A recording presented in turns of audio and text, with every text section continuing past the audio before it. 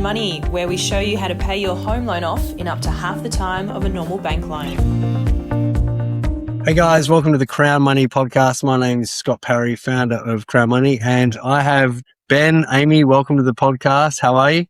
Good, thanks. Very well, Scott. Thanks for having us. As you guys know, I've been hanging out for this because what you guys have achieved is nothing short of phenomenal. And so we're just going to unpack that a little bit for all the other people out there who are just so keen to find out what's possible. How is it possible?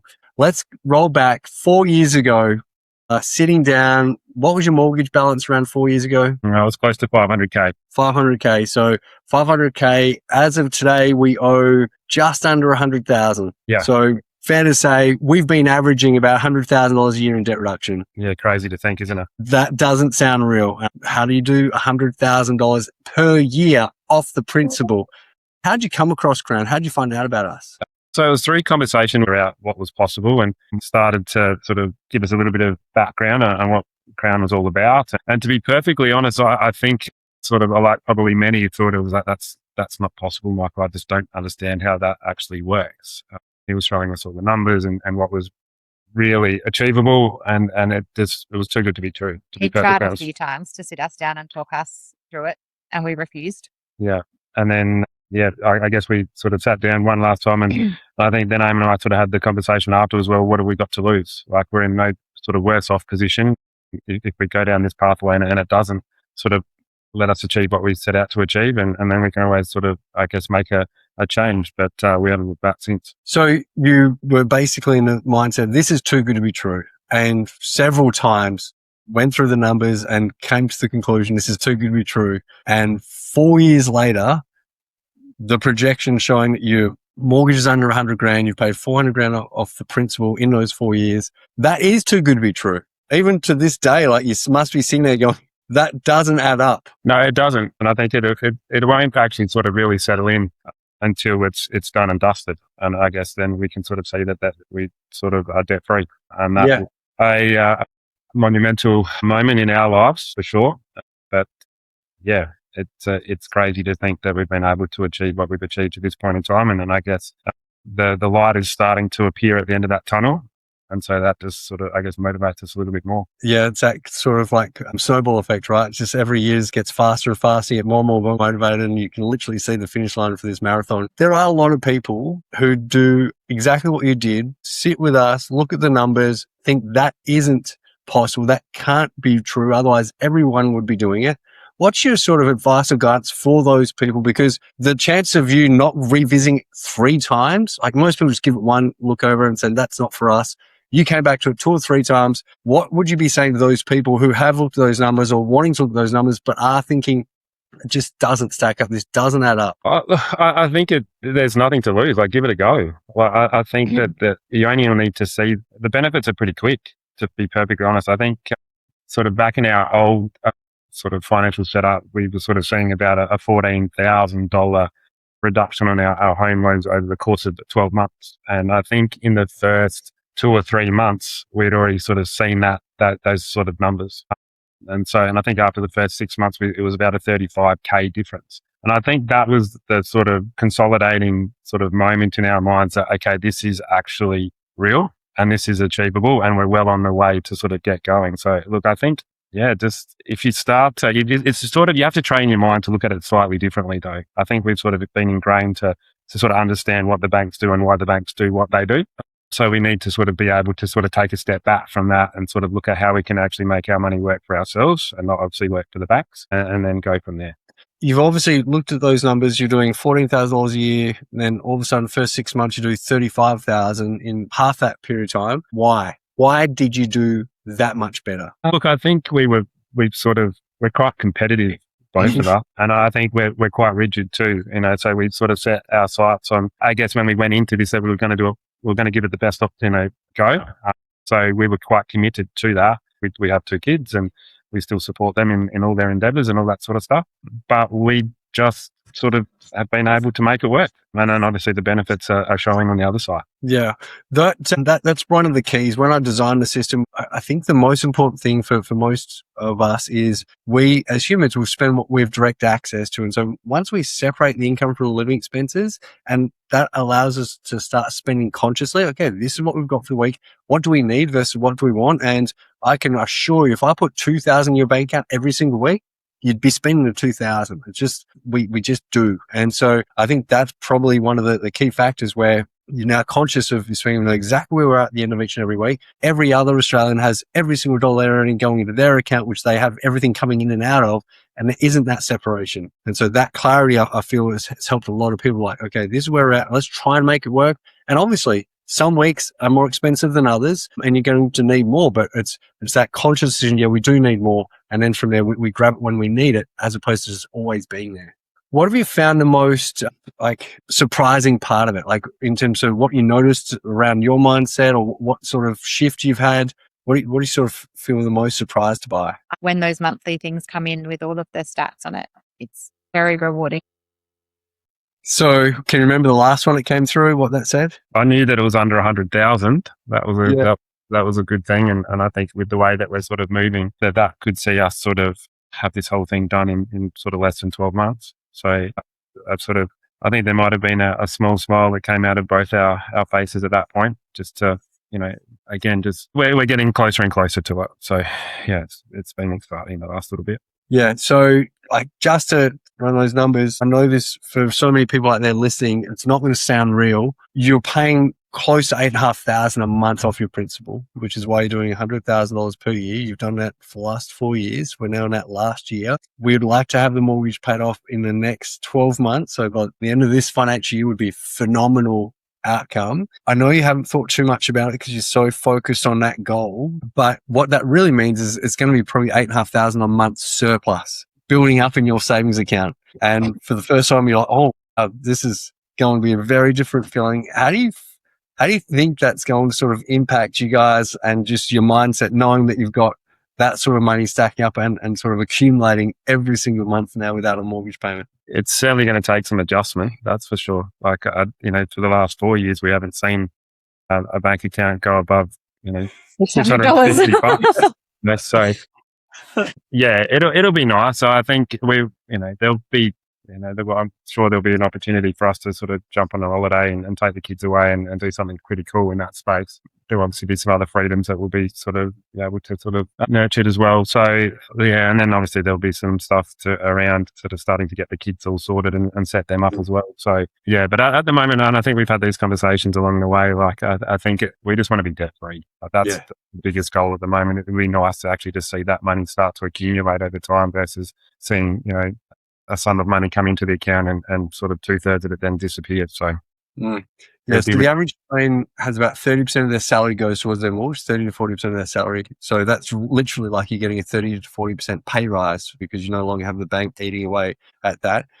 In terms of setting the kids up, like, what are your ideas there? What does that look like? Look, I think that there's some investment property stuff. I mind you saying that, with obviously, with all this, the situation, in terms of positive gearing and negative gearing and all that sort of stuff, we'll just have to into it a little bit more closely and see which way we want to go. But yeah, we obviously need to sort of ensure that they're financially secure moving forward. So we work really hard to sort of ensure that we can be comfortable, sort of, I guess, at the back end of our working life and then into retirement.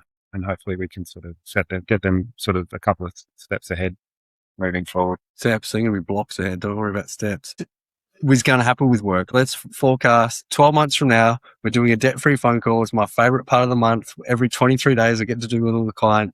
What happens with work? Like, are you guys still going to continue doing exactly the same amount of work? You might start to look at dialing that back a little bit. Where's that sit? I don't think we can picture it properly yet. Like, it sounds so good, and then you think, oh, maybe I'll work less, but also we work a lot and we work hard, and I'm not too sure. That's going to take a little while to shake out of us as humans, if and when that is available to us, but it would be nice to have the opportunity to without having to worry about other stuff. But I think at the moment we're just, like, you see it in front of you, but you can't, it's not real enough yet. Yeah. Like, yeah, we're not very good at seeing it and being like, yeah, this time next year we're going to be debt free. We need to see the zeros on the page and have a conversation with you, and then wait a couple of weeks for it to sink in. So with the kids, obviously the earlier we start, the earlier we can allow compound interest to kick in. One thing my dad didn't do is he didn't buy me a property when he was in his 40s or 50s, which by now it would be worth a huge amount more than what he paid for it. And so those strategies, when we are looking at setting our kids up, there's so many different sort of investment options. Some clients go into like ETFs or share portfolios. Some clients go into property. Some clients just go into different sort of asset classes like gold, etc. So those options there are going to come to the table. Our job is to sort of walk you through what they will look like, show what those projections mean, what it's going to look like for the kids in 10 years, 20 years, 30 years. But the peace of mind knowing that you're giving your kids the ultimate leg up and they're not really ever going to have to be stressed about money because you're sort of putting those chess moves in place now, I think is the ultimate gift. And I said, my dad didn't do that for me as much as I wish he had of. For my child, what I'm doing is a dollar cost averaging strategy where I'm putting in $250 each week into their investment accounts. That's diversified into different investments all around the globe. And because of the tax environment, the investment bonds, you don't have to pay capital gains tax on the investment after 10 years. And I mean, these kids are so young, they're definitely going to be going for 10 plus years. So there's so many great opportunities to learn once you've got yourself into a financially strong position, such as mortgage free. We can then pass that down to the other generations to give them the ultimate head start. And so hopefully they're not going to have to be working to 67 like the average Australian. And so in terms of your mindset, are you going to be putting more into super once the mortgage starts to come off and you obviously got this spare cash flow? Is that one of your strategies? Yeah, for sure. Yeah, I think so. Yeah, I think we have spoken about that. I think there is stuff that we need to do in that space. But I think that as you sort of referred to there, the diversification of sort of where things are going to go will be important as well. So yeah, we'll sort of ensure that we're going to be comfortable and continue to sort of live the life that we choose to live. And then we will sort of supplement that with for the kids and do what we can to, as you say, give them the leg up that they need, because it's going to be challenging for those guys. They're in that this next generation's have really got some tough Mm. I agree. One of the things which I always think about, and it's just doing this for so long, there's so many different paths and stories I've come across, but when you pay your house off and you hear the Reserve Banks put the rates up again, just having that feeling that like, well, there's zero impact. Now, you and I both know that interest rates aren't the be all and end all. Banks and brokers try and make it the be and end all. So they've got a reason to try and refinance you every 3 years back to the start of another 30-year mortgage term. That's the game. No one makes any money when you're debt free. But yeah, just to be at that point where you are debt free and then you hear the Reserve Bank upped interest rates again and everyone in the workplace is like, oh my God, the rates are going up, and all that stress and tension and anxiety, and you guys are just going to be, it's zero impact on your world. And so can you tell me a little bit about, at the moment, obviously just with the structure that you're running, what do you feel about interest rates, and obviously when they are going up versus what other people's comments are on interest rates? What's your sort of perspective? We have noticed that a lot actually over the last couple of years with a lot of our friends. And frankly, I don't even know when the interest rates are going up or down because it doesn't matter. Yeah, we're desensitized to it. The interest rate to us, it doesn't really. Yeah, and then that's through conversations with yourself and your team around that. It's like interest rates are not the be all and end all in terms of how we're structured. Now, obviously, there are some differences with others in the way that they've structured their finances, but we dropped that sort of out of our conversations very early on. And sort of, I think there was that sort of line in the sand moment when we were sort of talking around that 30-year sort of mortgage cycle, the refinancing, and we hear that story. And these days, we sort of like just cover our eyes and scoff to some degree. It's like, please don't do that. You just, you're going to the start again. And yeah, it's just, but they see, but I'm paying less than I was last fortnight. And it's like, well, that's great, because you're heading back down another 30-year pathway. It's like, pay the additional, don't refinance. Yeah. But anyway, I think it's a tough lesson to learn, and something that I would really to sort of encourage, I guess, people to sort of look into a little bit more deeply and try and have a better understanding of why the banks and the brokers are having those conversations, because there's benefit to them, not to you as the individual, unfortunately. Yeah. This is true. And it's against the grain. When you're just doing something totally different and everyone else is saying the same thing, and sometimes you're like, especially in the early years, doubt, all right, why is no one else speaking or looking at it like we're looking at it? And then all of a sudden you start to see the results. You're like, oh, okay, maybe they don't get it as what we do because we're seeing it and living it. And so I've always said to people, so many people focus on interest rate. You need to look at loan term. That's the most important number. Is your loan term is the most important number. No one talks about that for specific reasons. We only want to talk about the interest rate. But if you only talk loan term and sitting here right now, your friend's like, what's your loan term? And your answer to them is 12 months. What? 12 months. Yeah, that's my loan term right here, right now. And so but what rate do you want? It's irrelevant. My loan term's 12 months. You can have the cheapest rate in the world and I can have the most expensive rate in the world. But if I'm only paying interest for 12 months, you're paying interest for 27 years. That's where the shift is the cheapest rate is not the cheapest loan. The shortest loan term is the cheapest loan. And so by going around that mindset of, I'm just focusing on the number, which no one else talks about, which is loan term, as opposed to interest rate, when in actual fact, they should be talking about total interest payable, not interest rate. They assume if I ask for the lowest interest rate, that's me getting the cheapest interest payable loan. That's not true. You want the shortest term. That absolutely guarantees you're going to have the least amount of interest payable. And so that's where that slide of words where no one really digs deeper than interest rate. It's actually interest payable is what you want to know is what's the least amount of money that can come out of my pocket after tax to own this home outright in full. And I think that was the sort of the defining moment back 4 or 5 years ago. I recall a graph being drawn, which basically demonstrated exactly what you've just spoken about. And at the time said, how would you feel if your loan was done in 5 years? And I think that's what sort of was that light bulb moment. Like, okay, well, yeah, that we're going to be far better off, surely, if we go down that pathway. Obviously, yeah, there's been some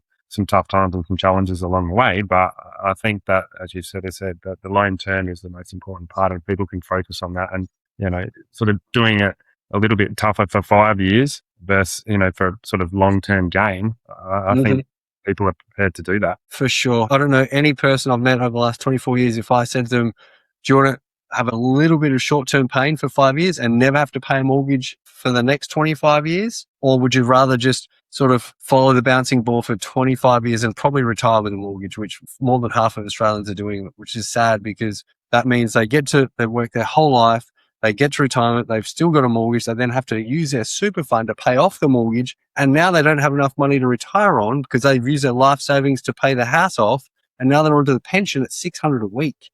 It's tough. Our understanding in our plan is that we were just going to go to our graves with a mortgage. Yeah. Like we were sort of resigned to the fact that if we wanted to, that's just what was going to happen. Same as all activities.